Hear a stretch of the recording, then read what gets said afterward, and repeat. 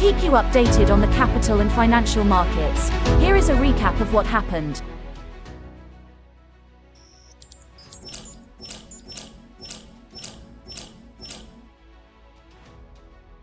Friction costs associated with financial transactions have to be lowered to facilitate companies' access to capital markets and facilitate listings, a Securities and Exchange Commission official said. When I say frictional costs, these are expenses for capital market issuances, SEC Commissioner Kelvin Lee said last week. They are generally high here in the Philippines because some are set by law, some are set by regulations.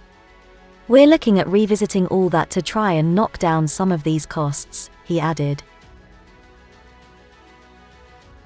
Capital markets regulator SEBI came out with a new format for abridged prospectus for public issuance of non-convertible debt securities wherein critical information will be provided on the front page of the offer document. Besides, the issuer or merchant bankers concerned should include a quick response code so that the prospectus can be accessed on scanning the code. The format has been revised to further simplify and provide greater clarity and consistency in the disclosures across various documents, the SEBI said in a circular. Markets regulator SEBI is building an artificial intelligence tool to help detect mis-selling by mutual funds, its chairperson Madhabi Puri Butch said at the 4th Global FinTech Fest in Mumbai. She cited a recent incident of a 90-year-old being sold a product with a 7-year lock-in period to illustrate an instance of mis-selling, and said algorithms will help flag such cases.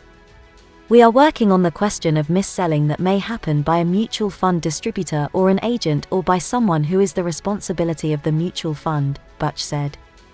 She admitted that this is a very complex problem requiring intelligence, and added that the algorithm being built will have the essential tools to detect mis-selling, like flagging the case of a 90-year-old being sold the product with a long lock-in period.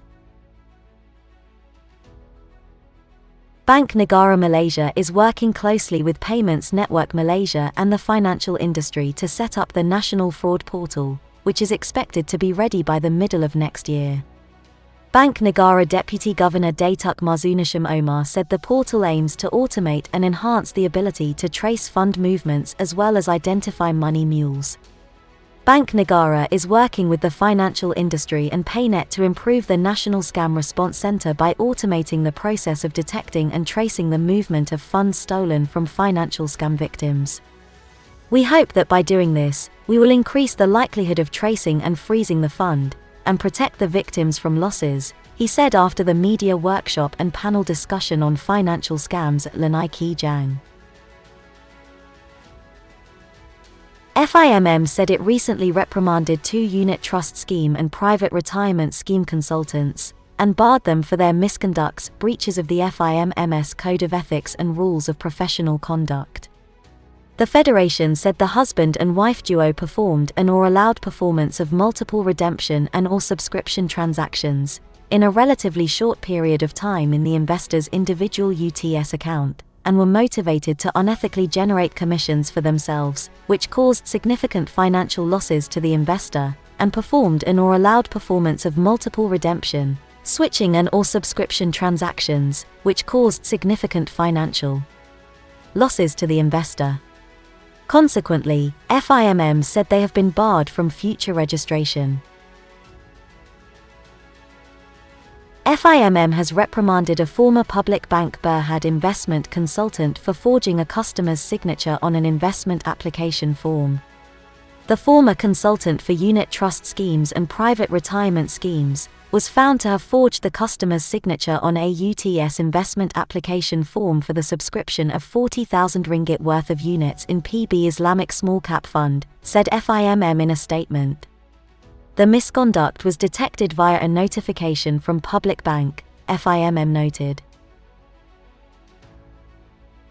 The Securities Commission Malaysia issued the revised guidelines on market conduct and business practices for stockbroking companies and licensed representatives. The revised guidelines, which took effect on the same day, outline the requirements that would allow stockbroking companies to offer fractional share trading services for shares listed on Bursa Malaysia. A fractional share is a portion of a stock that is less than one standard board lot.